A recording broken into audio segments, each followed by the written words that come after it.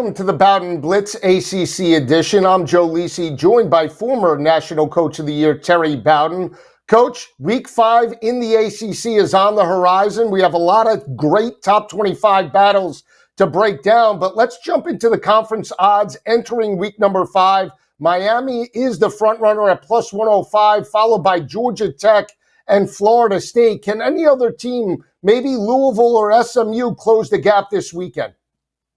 Well, Louisville obviously has a chance against Pittsburgh that they can close the gap and continue to win. I think at this point, it's you got to continue to win. We don't have a good enough body of work yet. Louisville hasn't played a Power 4 team yet, and so we just need more work to see how good they're going to be down the road when they start playing conference teams. But I've got Louisville right there in that top 3 after top 4 in the ACC. But we just have to see more down the road to see if they're going to have a chance against ACC caliber teams. When you look at Miami plus 105 to win the conference, Carson Beck and the Hurricanes stepped up with last week's performance. They grind out a very gutty blue-collar win over arch rival Florida. What can Mario Cristobal do to maintain the focus, number one? And we've seen Miami in recent years drop games down the stretch. You have to maintain that consistency from the start of the year to the end. What does Miami have to do to keep that momentum rolling? Well, you're just going to do a great job of staying focused, playing one game at a time. All these old words that we all know that we've got to do. One game at a time, stay focused, be fundamentally sound. You're going to have days where you're not up in your peak of your performance, so make sure you're fundamentally sound. You can block, you can tackle, you can do all the things you have to do to win a ball game when you're not playing with great emotion. And don't think ahead. Don't get too far down the road. And I think Miami is hungry. I see this as being a much better team than last year, and the focus is on team. I mean, you had a much more talent. You had a super talented quarterback last year, but you didn't see the defense pulling it out or the running game pulling it out or just going up and winning a close game as a football team with a long drive at the end of a game. It was always quarterback throws a bomb here, quarterback scrambles and flips it over there. And so I think you've got a team that everybody seems to be locked in at Miami. They've still got a few games that they've got to pull off down the road. Even in a week from now when they play FSU, that'll be one of those that they've got to go. But I still see Miami right now separating until somebody shows me different. They're the most complete football team in the ACC, probably top 5 in the country. And it starts in the interior. Offensive line has played very well. They average well over 4 yards per carry, over 100 yards rushing, 150 over in that win over Florida. Mark Fletcher stepped up with another dominating performance, but it's the defense as well, Coach. Last year, you could just say they were a sieve and Swiss cheese against better opposition, and they stepped up, especially against Florida. They held the Gators to 0 of 13 on third down conversions. Very difficult to run against. And I think when you look at this team as a whole, much better prepared in the trenches this year than they were in years past. And I think that's about a statement of the times a little bit. When you have weaknesses or you're not playing at a level that you want to play, you can jump in the portal. You can throw some NIL money and you can solidify your team at key positions, and I think that's what Miami did a great job. They were concerned about the back end of their secondary as well, of their defense as well, but I think their defense has come together very, very well. New coordinator, they've got a style of play I think that's much better. You take last week when really the game was still tight ball game going into the fourth quarter, 13-10. Florida had a 4th and 3 that could have put them in a position to win. Defense holds them, and then the offense drives it 75 yards down the field for a touchdown to ice the game, then tack on another one.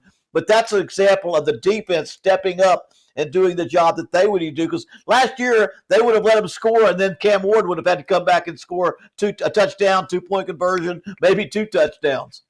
Yeah, the emergence of defensive end Ruben Bain as well has really helped that defense. He's been a shot in the arm this year. He's potentially a dark horse to win the Heisman Trophy. He's been opportunistic to help that defense force turnovers this year. And I think when you look at the Heisman market as a whole, Carson Beck was the front runner, gave a little back to Fernando Mendoza from Indiana. But as long as Carson Beck performs, the team wins. I think he has a legitimate shot to win a Heisman Trophy.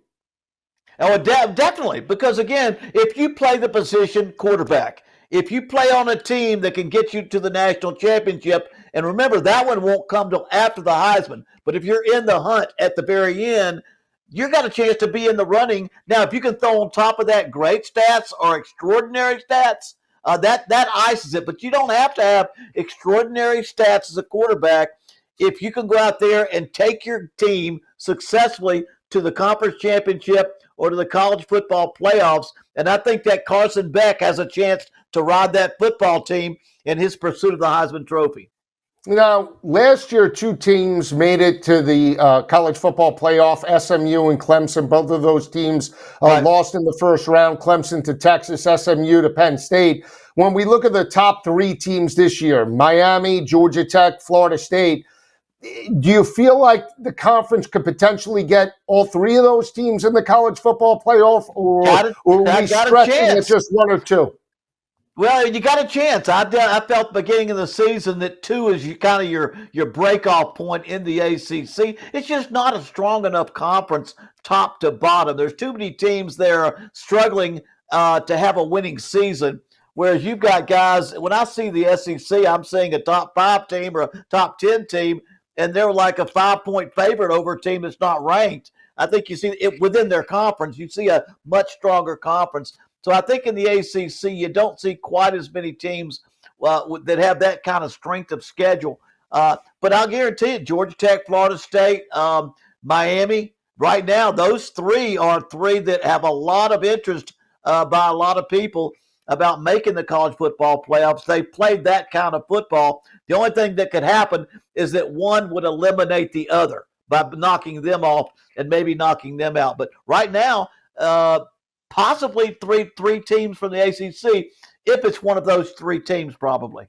Well, when you look at Georgia Tech, they played spoiler to Miami last year. They upset Cam Ward in Miami at the end of the regular season in Atlanta. Haynes King stepped up. And that's where I guess Clemson finds itself, right? They have 2 conference losses right now. They have to get a win under their belt just to right the ship and gain some momentum. But for Dabo Swinney, they face off against Florida State at the end of the year. As long as they gain a little bit of momentum and it starts in their next ball game, can Clemson play spoiler or, more importantly, get back into the mix?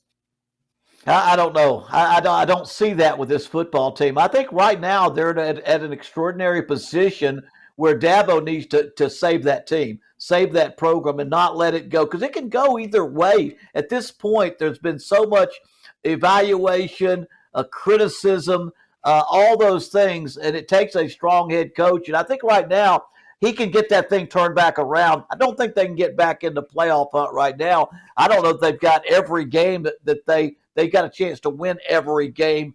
But I guarantee it, they can get better, get back in the hunt, at least get back to a very good season and a winning season, get to a bowl, and then kind of evaluate what they've got to do after the season to make sure it's not just talk, that you're in the portal, that you've got NIL money out there, and you're getting the best players in America.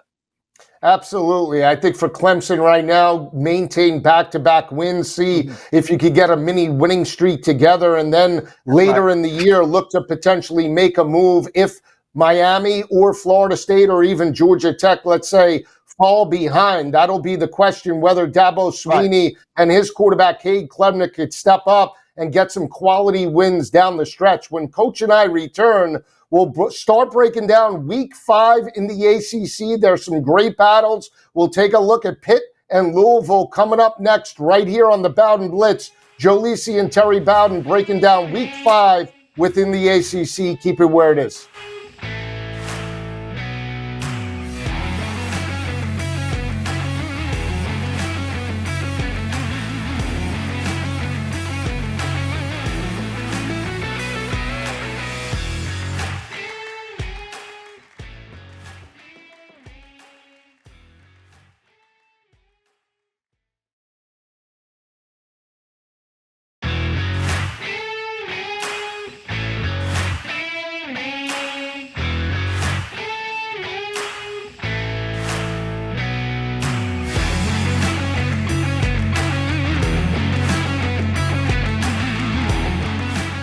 back on the Bowden Blitz. Joe Lisi and Coach Bowden breaking down Week 5 in the ACC. We'll turn our attention to the battle in Pittsburgh. Louisville and Pitt. Louisville goes on the road this coming Saturday, Coach. There are 4.5-point road favorite. Total right now checks in at 57.5 across multiple books. They haven't played since 2023, but Pitt does lead the all-time series 11-10 over the Cardinals. This is the Cardinals' first true road test of the year. Pitt coming out of a bye week after the loss to West Virginia. How do you see it playing out? Boy, this is an example of not having enough body of work. Louisville's played no Power 4 teams. You really don't know what you got. Pitt's played one. They lost to West Virginia after leading in the fourth and losing in overtime. 14 penalties. The leadership just was not there. You just don't know where these teams are as far as how strong and how good they are. I just have this feeling that Louisville is the better team, and they'll go get their mark and get themselves going. Now, the word out is they may lose Watson and Isaac Brown. The two running top backs may not play. That may change my thinking, but if they can get one of those two in the game, I think it'll help them because I know Braum likes to have a strong running attack and a strong running back with Miller Moss at quarterback. But I like Louisville. Just from what I've watched, and I've watched against the people, I just don't think I've seen enough against the poor opening 3 games that we have. And when you look at just Louisville as a whole, they struggled against JMU. They were a 14.5-point favorite. They won, but they didn't cover that matchup. Miller Moss going on the road. This is his first true test playing in the conference. Pitt, we know at times, has been able to step up. But when you lose a game, a rivalry game, especially the backyard brawl to West Virginia, where you had a double-digit fourth-quarter lead and you relinquished that, that's a difficult pill to swallow, especially when you didn't play the following week. They are coming out of a bye week. How important is that for Pitt and their head coach, Pat Narduzzi, to potentially step up and get that extra week of preparation? Well, they need that because they had 14 penalties. And if you just listen to their coach, it came from leaders. It came from veterans. They had mistakes out of people that are supposed to be leading that team. And you need to have a closed-the-door come-to-Jesus meeting with these guys. Say, fellas, we need you to lead. The other guys are going to follow, and you're out there causing penalties. You're making mistakes when we have a chance to walk away. That's not just a game. That's the backyard brawl against West Virginia. They all know how important that is. And so the off week is a good week to get attention. And this early in the season, you don't necessarily have to rest your guys. You can get after them a little bit because you're still not worn out as you would be halfway through the season. Absolutely. I think when I look at this Pitt team, the one thing that stands out for me, still playing solid third down defense, holding opposing offenses to only 26% of their third down opportunities. We've seen inconsistency with Louisville at times, offensively and defensively. They are undefeated, but I'll still take the home team with the points. Total-wise, I think I lean to the under, Coach. If Pitt's going to win this game, I think it is trending under that total. If Louisville does win, I think we fly through the 57.5. Yeah, the only thing I see, another thing about Pitt, they lose to West Virginia. And here's West Virginia, gets beat by Ohio before that, and gets blown out by Kansas after that. And you kind of wonder really how good West Virginia is as well to have knocked them off in that game. So, again, I think there's a little bit of unknown about both these football teams as far as how good they really are at this point in the season. I like Louisville going there, and I like them with the points.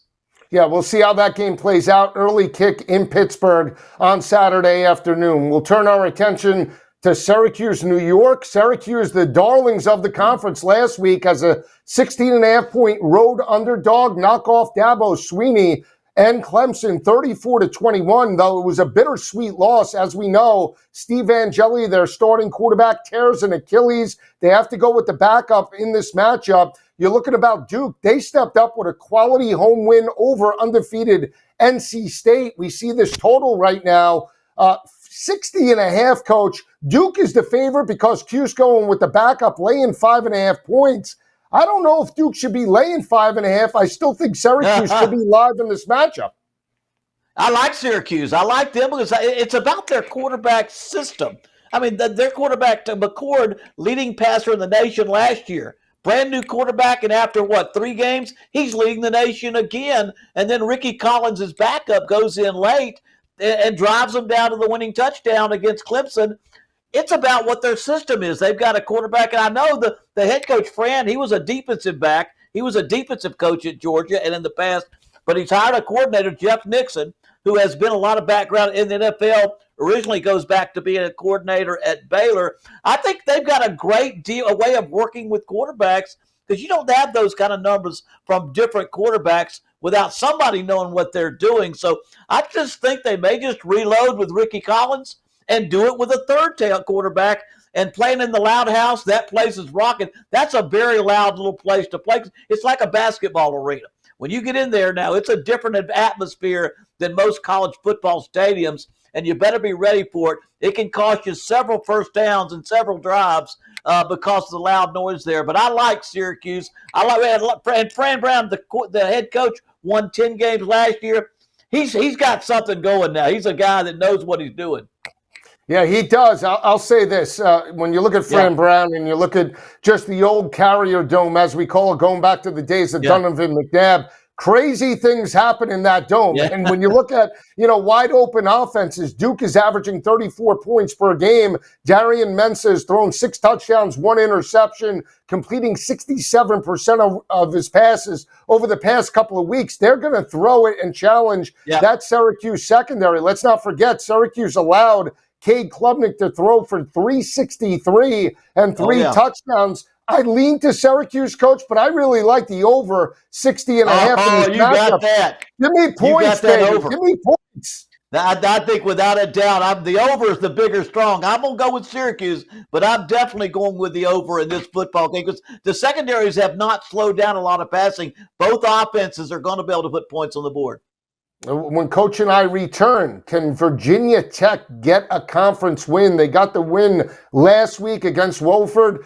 Can they step up and potentially right the ship and potentially make a run at an ACC championship? The writing is on the wall. Interim head coach. The Hokies could be live this weekend. We'll talk about it next.